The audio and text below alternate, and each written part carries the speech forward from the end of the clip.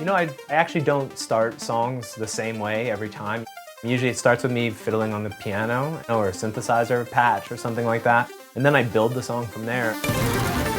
I really try to not limit the music at all and not try to put it in a certain container or anything like that. I don't really try to make a specific kind of genre of music. It's wherever the song leads me. Apsis was the first track that I did for an EP for the Hamburg-based label Saturate Records. I just wrote the whole thing from start to finish. I started with the first song and then just kept going until I felt like it was like a complete record.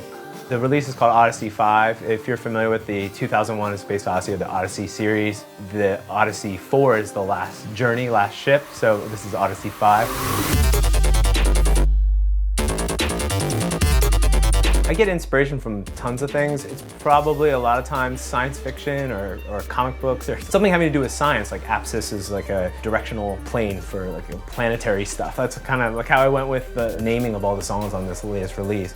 The idea of like looking into the sky and, you know, checking out where the moon is and all that kind of stuff, that's something I really enjoy.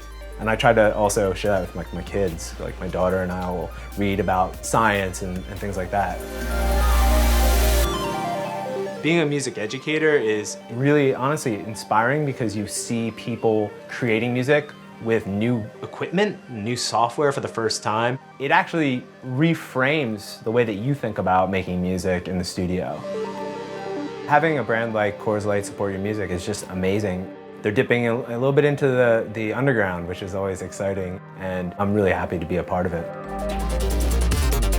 I think one of the highlights of my career was taking part in the Generation Bass special on BBC Radio 1 that Marianne Hobbs put together. It was an awesome way to reach so many new fans and also just to be asked to perform live on the radio like that.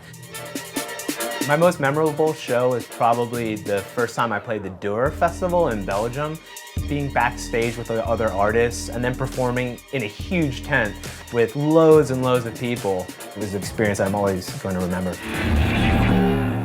My wife and my kids are really supportive. My daughter's 2.5 and she loves listening to my music. When I was like putting together my new album, she knew the records and she actually asked to like listen to Daddy's music, which is always great.